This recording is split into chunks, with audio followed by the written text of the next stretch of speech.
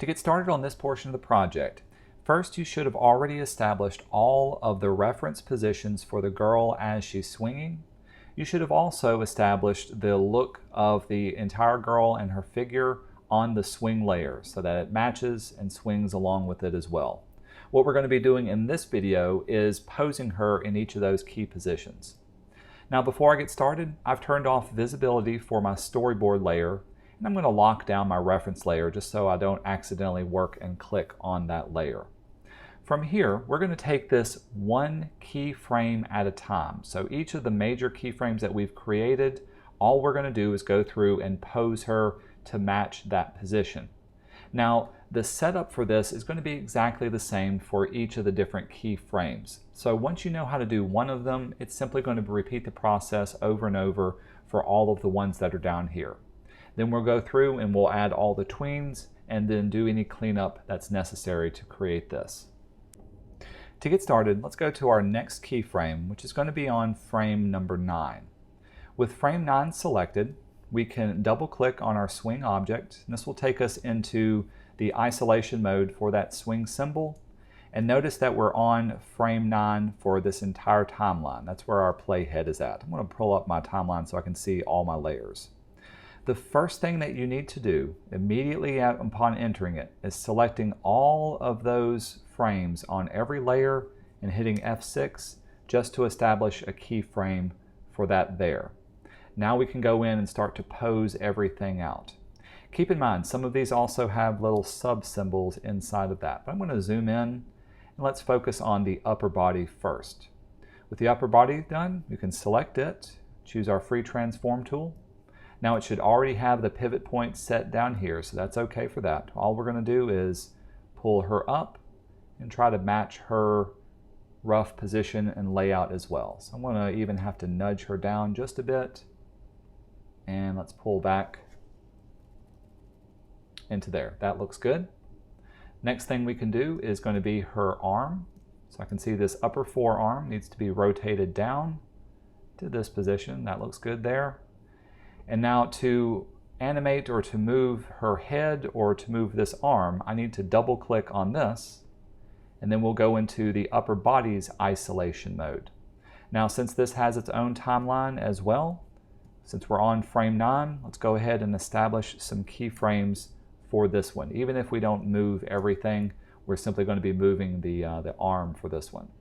So for that, I want to select this arm.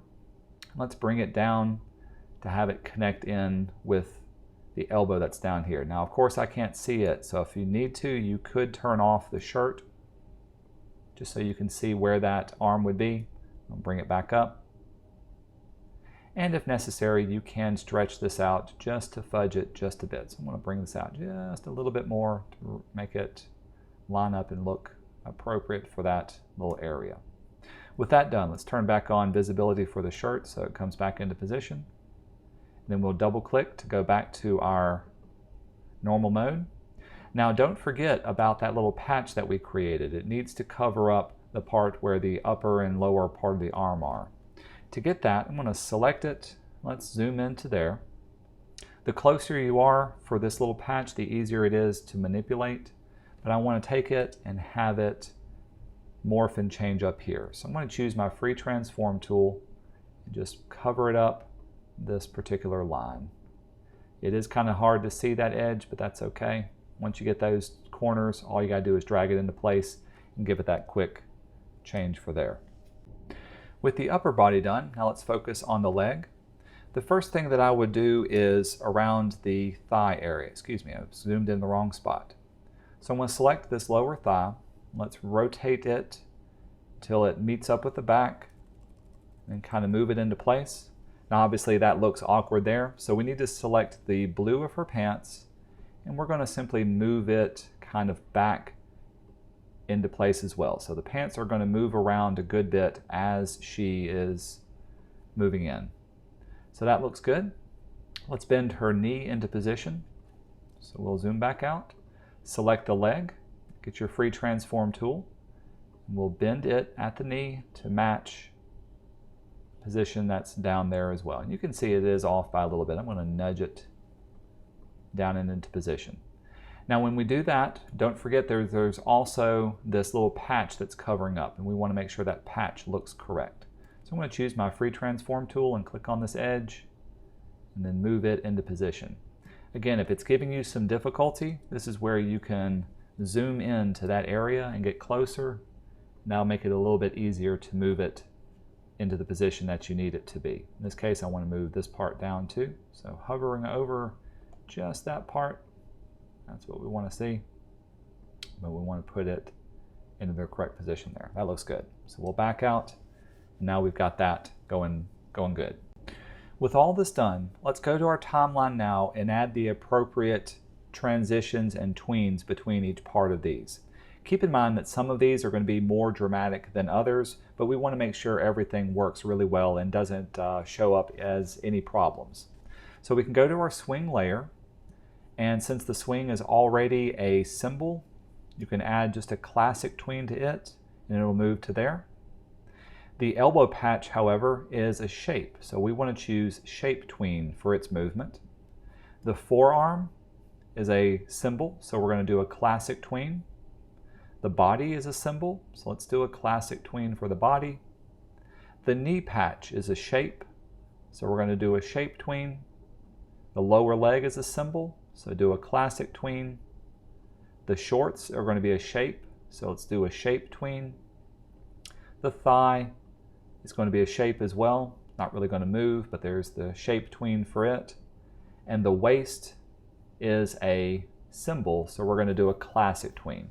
So everything that was already saved as a symbol gets to be the purple arrow.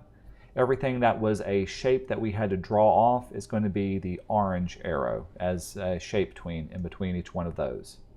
Now, since we also did some changing of the body position, let's double click on the body, go into that, and let's add the appropriate changes for this one. To be honest, the only thing that we moved on this was going to be the position of her arm. So let's do a shape tween for it, or excuse me, a classic tween, so that it moves down. And since the head didn't move, we're not going to move it. But if you wanted to, you could do a classic tween, because eventually we will start to move that as well. So really just the arm and the head. We'll double click to go back out. Let's select our little leg. And the leg didn't do any movement, so we're going to keep it the same from there as well. Now you can see as it moves, we do have a couple of things that we need to fix in between each one of those. In looking at this, so as I move it, I can see the arm is getting off by just a bit. Obviously the shape of the pants are getting off. And so those are our two main areas of concern. So far the leg looks like it's moving good, and also the rest of her body is looking like it's moving well for that one. So we won't have to do anything for those.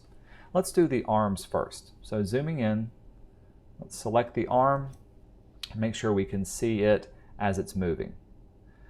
Now at this point I've got kind of a choice to make.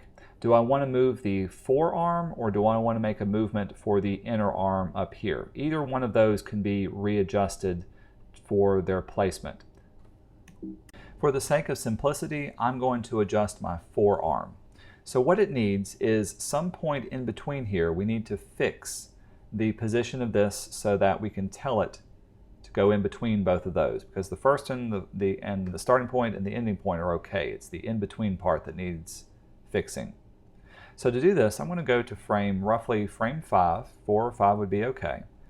And with the forearm layer selected, I'm going to insert a new keyframe by hitting F6. And let's go in and fix our arm to show where it needs to be. That one established, let's choose our free transform tool. And I'm going to rotate it just slightly here. Hold down Option and click and drag it up into position there. Now with that done, sorry, I keep doing this. With that done, obviously we need to fix our patch at this point too. So I'm going to select my patch, and on my patch layer, so this will be the elbow patch, we also need to insert a keyframe for it. So we'll hit F6 for there. Let's move it up and into position 2.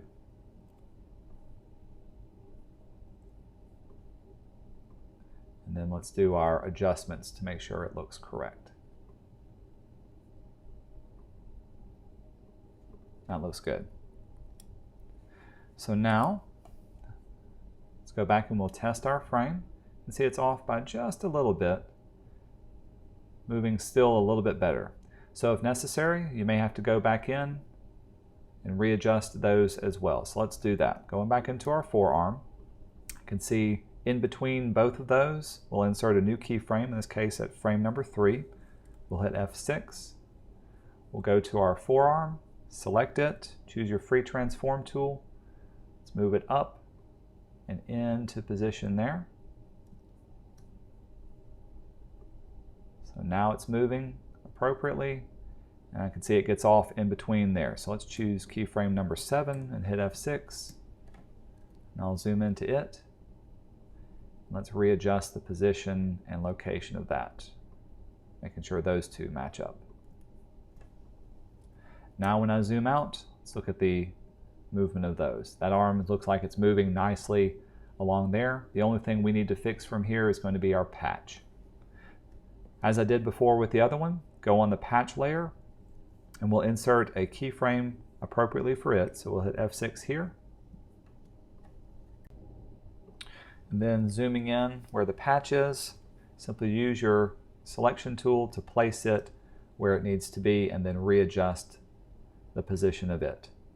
These little patches are going to be the hardest thing to work through, but they're important to add to the realism of the animation. So now you can see those are looking good. Then it breaks down right about here where the second one is. So I'm going to go to here. Let's insert a new keyframe at frame 7 for the patch. Let's have it adjust its position as well.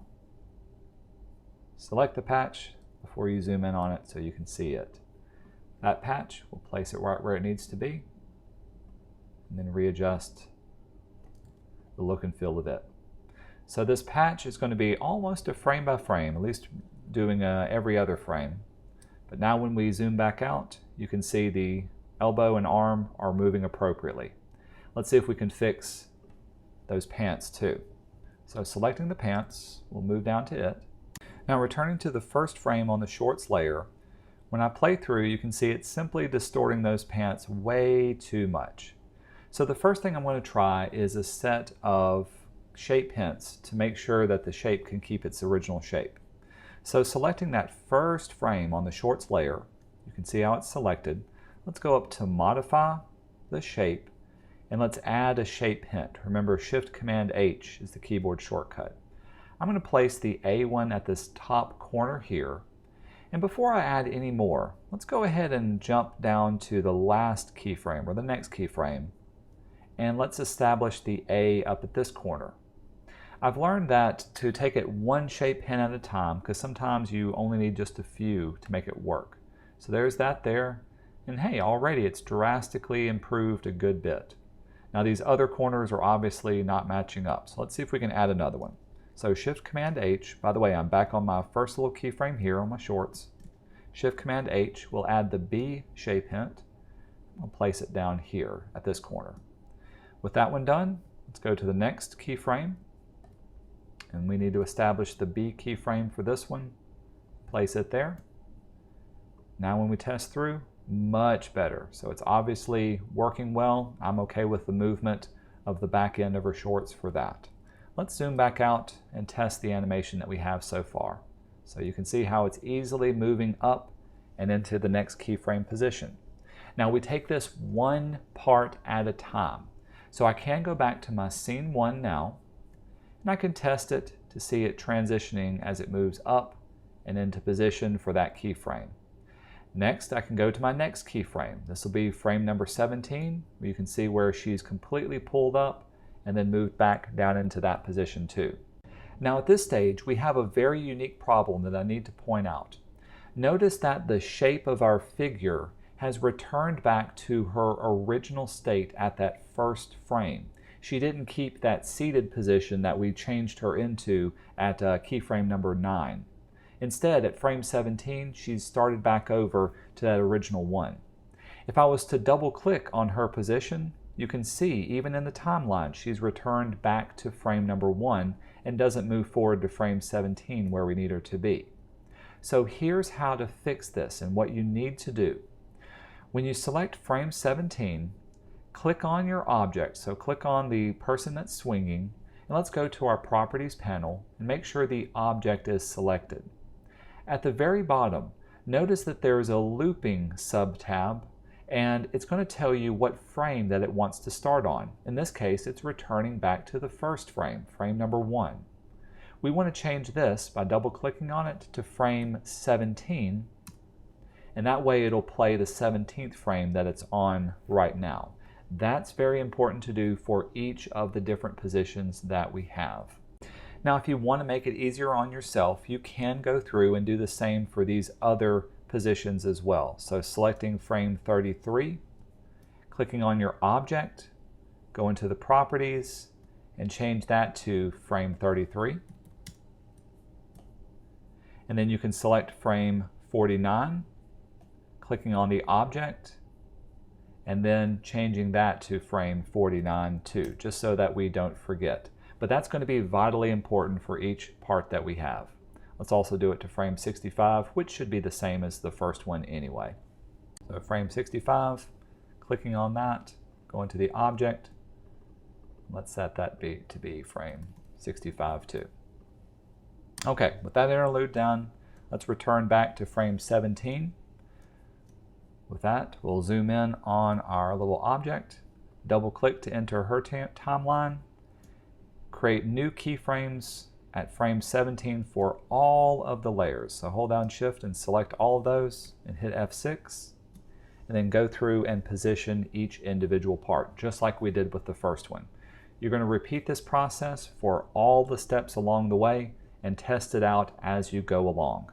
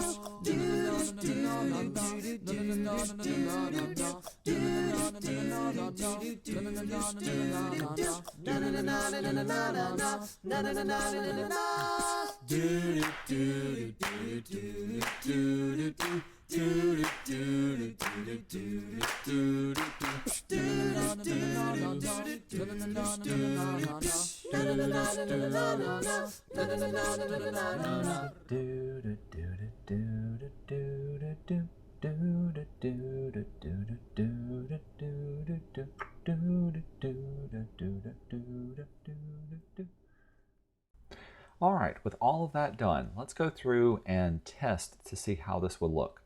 Before I do this, I'm going to go up to Control. I'm going to tell it to loop the playback. Turning on loop playback will allow you to loop the playing all the way through your editor without having to turn on any kind of looping on your bottom controls. So now when it plays, I can look for any awkward or off movements within the overall scheme of the design. Everything looks really good. I think it's working out really, really well. Let's do a full render. We'll stop it here and see what the final movie looks like. And that looks really good as well. Just to give you an idea of what my full timeline breakdown looks like, we'll go back to the beginning. I'll double click on this. So this is the entire body. You can see all parts of the body have some sort of tween, either a classic tween or a shape tween. Most of the work that you're going to do for this project will be on the elbow and the elbow patch, trying to make those arms connect and meet together.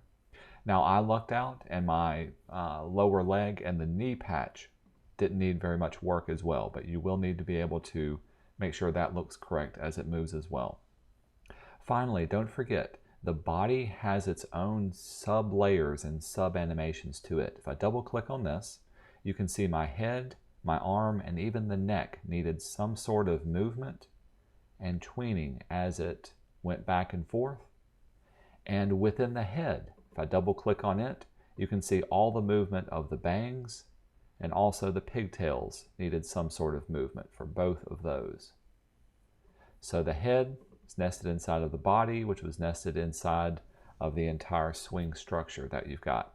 Take this one bit at a time. It was simply a matter of working from pose to pose, and then going back, adding in my tweens, and then cleaning up the tweens wherever necessary to make all of the frame by frame parts look correct for that.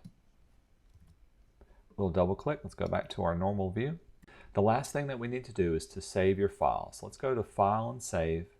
Do make sure that your name is on it, and you can call it Swingset and save your file format as an animate document. This is what you'll upload to Moodle for your project grade.